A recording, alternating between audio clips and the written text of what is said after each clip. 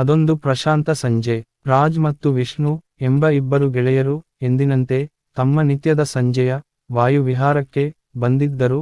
ಒಬ್ಬರು ಇನ್ನೊಬ್ಬರನ್ನು ನೋಡಿದ್ದೂಡನೆ ಪರಸ್ಪರ ಶುಭಾಶಯಗಳನ್ನು ವಿನಿಮಯ ಮಾಡಿಕೊಳ್ಳುತ್ತಾ ಅವರ ಸಾಂದರ್ಭಿಕ ಮಾತುಕತೆಗಳು ತೆರೆದುಕೊಂಡರು.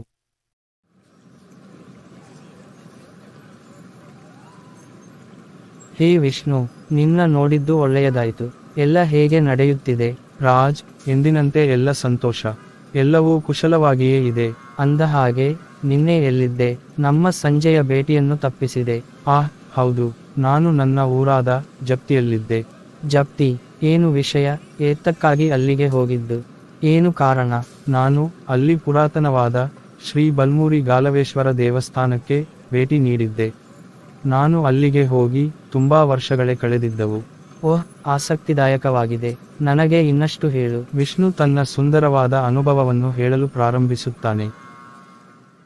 ಕುಂದಾಪುರ ತಾಲೂಕಿನ ಪ್ರಕೃತಿ ಮನೋಹರ ವಾರಾಹಿ ನದಿಯ ಜಲರಾಶಿಯ ತಟದಲ್ಲಿರುವ ಜಪ್ತಿ ಶ್ರೀ ಬಲ್ಮೂರಿ ಗಾಲವೇಶ್ವರ ದೇವಸ್ಥಾನವು ಪೌರಾಣಿಕ ಹಿನ್ನೆಲೆಯನ್ನು ಹೊಂದಿರುವ ಒಂದು ಅಪೂರ್ವ ದೇವಾಲಯವಾಗಿದೆ. ಈ ದೇವಾಲಯದ ಇತಿಹಾಸದ ಬಗ್ಗೆ ಸ್ಪಷ್ಟ ಮಾಹಿತಿ ಇಲ್ಲದೆ ಹೋದರೂ ಇಲ್ಲಿನ ಅರ್ಚಕರ ಪ್ರಕಾರ ಈ ದೇವಸ್ಥಾನವು ಸರಿಸುಮಾರು 5 ಶತಮಾನಗಳಷ್ಟು ಹಳೆಯದೆಂದು ಹೇಳುತ್ತಾರೆ. ಶ್ರೀ ಗಾಲವೇಶ್ವರ ದೇವಸ್ಥಾನವು ವಾರಾಹಿ ನದಿ ತೀರದ ಸುಂದರ ಪ್ರಕೃತಿಯ ನಡುವೆ ನಿರ್ಮಾಣಗೊಂಡಿದೆ. ಈ ದೇವಸ್ಥಾನವು ಬಹಳ ಗಮ್ಯತೆಯನ್ನು ತನ್ನಲ್ಲಿ ಅಡಗಿಸಿಕೊಂಡಿದೆ. ಈ ದೇವಸ್ಥಾನವು ಭವ್ಯವಾದ ಪುರಾಣ ಹಿನ್ನೆಲೆಯನ್ನು ಒಳಗೊಂಡಿದ್ದು ಶ್ರೀ ಗಾಲವ ಮುನಿಯೋರ್ವರಿಂದ ನಿರ್ಮಾಣವಾಗಿದ್ದು ಎಂದು ಕ್ಷೇತ್ರ ಪುರಾಣ ಸಾರುತ್ತದೆ. ಈ ಕಾರಣದಿಂದಲೇ ಇಲ್ಲಿನ ಮೂಲಶಕ್ತಿಯಾದ ಶಿವನು ಶ್ರೀ ಗಾಲವೇಶ್ವರ ಎಂದು ನೆಲೆಸಿದ್ದು ಎಂದು ಪುರಾಣದ ತಿರುಳು. ಇಲ್ಲಿ ಶ್ರೀಗಾಲವೇಶ್ವರ ಸ್ವಾಮಿ ಮೂಲ ದೇವರಾಗಿದ್ದು ಶಿವನ ವಾಹನವಾದ ಶ್ರೀ ನಂದಿಕೇಶ್ವರನು ಪರಿವಾರದ ಪ್ರಮುಖ ಗಣವಾಗಿ ನೆಲೆಸಿದ್ದಾನೆ. ದೇವಸ್ಥಾನದ ಮುಂಭಾಗದಲ್ಲಿರುವ ಅಶ್ವತ್ಥ ವೃಕ್ಷದಲ್ಲಿ 101 ಗಣಗಳು ನೆಲೆಸಿವೆ ಎಂಬುದು ಇಲ್ಲಿನವರ ನಂಬಿಕೆಯಾಗಿದೆ.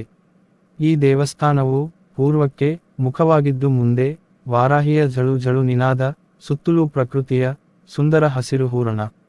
ಇಂತಹ ಶಾಂತ ಪರಿಸರದಲ್ಲಿ ಎಂಥವರೂ ಒಂದು ಬಾರಿ ಮಂತ್ರಮುಗ್ಧರಾಗಿ ಏಕಾಗ್ರತೆಯ ಉತ್ತುಂಗಕ್ಕೆ ಹೋಗುವಂಥ ವಾತಾವರಣ. ಇಲ್ಲಿನ ನಂದಿಕೇಶ್ವರನು ದೇವಸ್ಥಾನದ ಮುಂದೆ ಇರುವ ವಾರಾಹಿಯ ಜಲರಾಶಿಯಿಂದ ಮೇಲೇರಿ ಬಂದವನೆಂಬ ಪ್ರತೀತಿಯೂ ಇದೆ. ಅಲ್ಲದೆ ನಂದಿಕೇಶ್ವರನು ನೀರಿನಿಂದ ಮೇಲೆದ್ದು ಬರುವಾಗ ತನ್ನ ಪಾದವನ್ನು ಅಲ್ಲೇ ಪಕ್ಕದ ಬಂಡೆಯ ಮೇಲೆ ಇರಿಸಿದ ಕುರುಹಾಗಿ ಈಗಲೂ ಅಲ್ಲಿ ನಂದಿಯ ಪಾದದ ಅಚ್ಚನ್ನು ಕಾಣಬಹುದು. ಇಲ್ಲಿನ ನಂದಿ ನೀರಿನಿಂದ ಮೇಲೆದ್ದು ಬಂದು ಕಾರಣದಿಂದ ಜಲನಂದಿ ಎಂದೇ ಪ್ರಖ್ಯಾತವಾಗಿದ್ದಾನೆ. ಶಿವನ ಬಿಂಬವು ದಿನದಿಂದ ದಿನಕ್ಕೆ ವೃದ್ಧಿಯಾಗುತ್ತದೆ ಎಂದು ಮುಖ್ಯ ಅರ್ಚಕರು ಹೇಳುತ್ತಾರೆ. ನೀನು ಹೇಳುವುದನ್ನು ಕೇಳುತ್ತಿದ್ದರೆ ಆ ದೇವಸ್ಥಾನವನ್ನು ನೋಡುವ ತವಕ ಹೆಚ್ಚುತ್ತಿದೆ. ಹಾಗೆಯೇ ಆ ದೇವಾಲಯದ ಬಗ್ಗೆ ಏನಾದರೂ ಐತಿಹ್ಯವಿದೆಯೇ? ಹೌದು, ಒಂದು ಪುರಾಣ ಕಥೆಯೊಂದಿದೆ. ನಾನು ಅದನ್ನು ನಿನಗೆ ಹೇಳುತ್ತೇನೆ. ವಿಷ್ಣು ದೇವಸ್ಥಾನದ ಪುರಾಣವನ್ನು ಹೇಳಲು ಪ್ರಾರಂಭಿಸುತ್ತಾನೆ. ಅನಾದಿಯಲ್ಲಿ ಗಾಲವನೆಂಬ ಋಷಿಮುನಿಯು ಇಂದಿನ ಈ ಸ್ಥಳವನ್ನು ತಮ್ಮ ಆಶ್ರಮವನ್ನಾಗಿ ಮಾಡಿಕೊಂಡಿದ್ದರು. ಗಾಲವ ಮಹರ್ಷಿಯು ಮಹಾನ್ ಶಿವಭಕ್ತ. ಹೀಗೆ ಮಹಾನ್ ಶಿವಭಕ್ತನಾದ ಗಾಲವ ಮಹರ್ಷಿಯು ಉತ್ತರ ಕ್ಷೇತ್ರದಲ್ಲಿ ಬ್ರಹ್ಮನ ಕುರಿತು ಶತಸಹಸ್ರ ವರ್ಷ ತಪಸ್ಸು ಮಾಡಿ ಬ್ರಹ್ಮದೇವನ ಕೈಯಲ್ಲಿರುವ ಬಲಮುರಿ ಶಂಖವನ್ನು ವರವಾಗಿ ಪಡೆಯುತ್ತಾರೆ. ಹೀಗೆ ತಪಸ್ಸಿನಿಂದ ಪಡೆದ ಬಲಮುರಿ ಶಂಖದೊಂದಿಗೆ ತಮ್ಮ ಆಶ್ರಮಕ್ಕೆ ಪುನಃ ಮರಳುತ್ತಾರೆ. ಹೀಗೆ ಮರಳಿ ಬಂದ ಗಾಲವ ಮಹರ್ಷಿಯು ದೇಹಬಾಧೆಯ ಸಲುವಾಗಿ ಶಂಖ ಮತ್ತು ಕಮಂಡಲವನ್ನು ವಾರಾಹಿ ನದಿಯ ದಡದ ಮೇಲೆ ಇಟ್ಟು ತಮ್ಮ ನಿತ್ಯ ಕರ್ಮದಲ್ಲಿ ತೊಡಗುತ್ತಾರೆ. ಈ ರೀತಿಯಾಗಿ ಶಿವಪಾರ್ವತಿ ನಂದಿಯನ್ನೇರಿ ಆಕಾಶ ಮಾರ್ಗವಾಗಿ ಸಂಚಾರ ಬರುವಾಗ ಶಿವನು ಶಕ್ತಿ ಮಾತೆ ಪಾರ್ವತಿಯಲ್ಲಿ, ಎಲೈ ಪಾರ್ವತಿಯೇ, ಇಲ್ಲಿ ನೋಡು, ಕೆಳಗೆ ಕಾಣುತ್ತಿರುವ ಸ್ಥಳವೇ ಪುಣ್ಯವಾದ ಗಾಲವ ಋಷಿಯ ಆಶ್ರಮ. ಗಾಲವನು ನನ್ನ ಪರಮ ಭಕ್ತ. ತನ್ನ ಪೂಜೆಯಲ್ಲಿ ಸದಾ ನನ್ನನ್ನು ನೋಡಲು ಬಯಸುತ್ತಾನೆ. ಈ ಕಾರಣದಿಂದ ಬ್ರಹ್ಮದೇವನ ಕೈಯಲ್ಲಿರುವ ಬಲಮುರಿ ಶಂಖವನ್ನು ತಪಸ್ಸಿನಿಂದ ಪಡೆದು ತಂದಿರುತ್ತಾನೆ.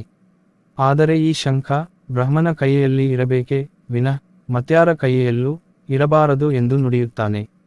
ಹೀಗೆಂದ ಶಿವನು ಪಾರ್ವತಿ ಸಮೇತ ನಂದಿರೂಢನಾಗಿ ಧರೆಗಿಳಿದು ಗಾಲವನ್ನು ನದಿಯ ದಂಡೆಯ ಮೇಲೆ ಇರಿಸಿದ ಬಲಮುರಿ ಶಂಖವನ್ನು ತನ್ನ ವಶಕ್ಕೆ ತೆಗೆದುಕೊಂಡು ಅದೃಶ್ಯ ರೂಪದಲ್ಲಿ ಅಲ್ಲಿಯೇ ನಿಲ್ಲುತ್ತಾನೆ.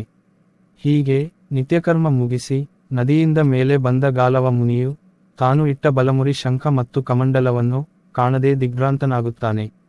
ಸುತ್ತಮುತ್ತಲೂ ಎಲ್ಲಿ ಹುಡುಕಿದರೂ ಎಲ್ಲೂ ಶಂಖ ಕಾಣದೆ ಹೋಗುತ್ತದೆ. ಗಾಲವನು ತನ್ನ ದಿವ್ಯದೃಷ್ಟಿಯಲ್ಲಿ ನೋಡಿದರೂ ಸರ್ವಶಕ್ತನಾದ ಶಿವನ ಮಾಯೆಯಿಂದ ಏನನ್ನೂ ತಿಳಿಯದವನಾಗುತ್ತಾನೆ. ಹೀಗೆ ಮುಂದೆ ಇರುವ ವಾರಾಹಿ ನದಿಯಲ್ಲಿ ಬಿದ್ದಿರಬೇಕೆಂದು ಗ್ರಹಿಸಿ ನದಿಯನ್ನು ಎರಡೂ ಕಡೆಯಿಂದ ಸ್ತಂಭನ ಮಾಡಿ ಶೋಧಿಸುತ್ತಾನೆ. ಆದರೂ ಶಂಖವು ದೊರೆಯದಾದಾಗ ಗಾಲವನು ರೋಷವೇಶನಾಗಿ, ಶಿವನೇ, ನಿನ್ನನ್ನು ಸದಾ ಸೇವಿಸಲೆಂದೇ ಬ್ರಹ್ಮದೇವರನ್ನು ಮೆಚ್ಚಿಸಿ ಪಡೆದ ಶಂಖ ಕಾಣದೆ ವಿಧಿ ನನ್ನನ್ನು ವಂಚಿಸಿತು. ನಿನ್ನನ್ನು ಕಾಣದೆ ನಿನ್ನಲ್ಲಿ ಐಕ್ಯವಾಗದ ಈ ಆತ್ಮಕ್ಕೆ ಬೆಲೆ ಏನು ಎಂದು ನುಡಿದು ನದಿಯ ಮಧ್ಯೆ ಅಗ್ನಿಕುಂಡವನ್ನು ನಿರ್ಮಿಸಿ 3 ಪ್ರದಕ್ಷಿಣೆ ಬಂದು ಕುಂಡಕ್ಕೆ ಹಾರುವ ವೇಳೆಯಲ್ಲಿ ಶಿವನು ಪಾರ್ವತಿಯೊಡನೆ ಪ್ರತ್ಯಕ್ಷನಾಗಿ, ತಾಳು ಗಾಲವ, ನಿನ್ನ ಭಕ್ತಿಗೆ ಮೆಚ್ಚಿದ್ದೇನೆ. ನೀನು ಪಡೆದ ಬಲಮುರಿ ಶಂಖವು ನನ್ನ ವಶದಲ್ಲಿರುವುದು. ನಿನಗೆ ಬೇಕಾದ ವರವನ್ನು ಕೇಳು ಎಂದು ಶಿವನು ಹೇಳಿದಾಗ ಗಾಲವನು, ಪರಮೇಶ್ವರ, ನಿನ್ನಲ್ಲಿ ನನ್ನ ಆತ್ಮವನ್ನು ಐಕ್ಯಗೊಳಿಸಿಕೊಳ್ಳುವ ಉದ್ದೇಶದಿಂದಲೇ ಬ್ರಹ್ಮನಿಂದ ಶಂಖವನ್ನು ಪಡೆದೆನೆ, ವಿನಃ ಬೇರೇನೂ ಉದ್ದೇಶದಿಂದಲ್ಲ. ನನ್ನ ಆತ್ಮವನ್ನು ನಿನ್ನಲ್ಲಿ ಐಕ್ಯಗೊಳಿಸಿಕೊಂಡು ಇಲ್ಲಿಯೇ ನೆಲೆಸಿ ಭುವಿಯು ಪ್ರಳಯವಾಗುವಷ್ಟು ಕಾಲ ನೀನು ಇಲ್ಲಿ ನೆಲೆಸಿ ಈ ಕ್ಷೇತ್ರವು ಕಾಮ್ಯಾರ್ಥ ಮುಕ್ತಿ ಕ್ಷೇತ್ರವಾಗಿ ಬೆಳಗಲಿ ಎಂದು ಹೇಳುತ್ತಾನೆ. ಹೀಗೆ ಶಿವನು ಗಾಲವನ ಭಕ್ತಿಗೆ ಮೆಚ್ಚಿ ಗೌರಿ ಸಮೇತನಾಗಿ ವಾರಾಹಿ ನದಿಯ ದಡದಲ್ಲಿರುವ ಒಂದು ಪವಿತ್ರ ಶಿಲೆಯಲ್ಲಿ ಉದ್ಭವಿಸುತ್ತಾನೆ.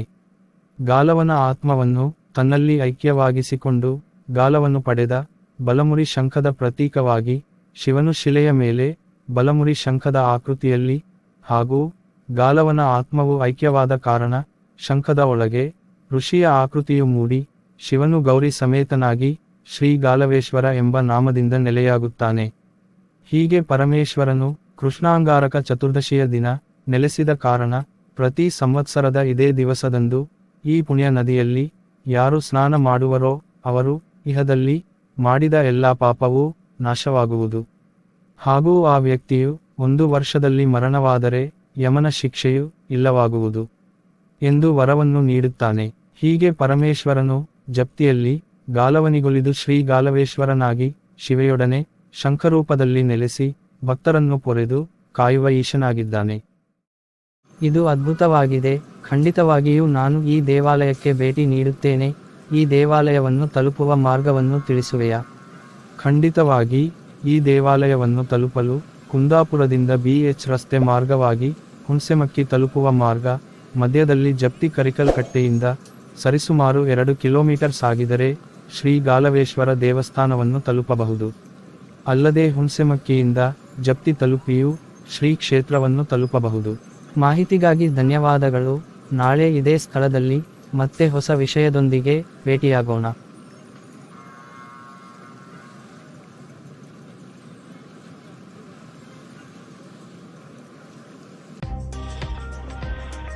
ನಮಸ್ಕಾರ ವೀಕ್ಷಕರೇ, ಇದಾಗಿತ್ತು ಈ ಸಂಚಿಕೆಯ ವಿಶೇಷ.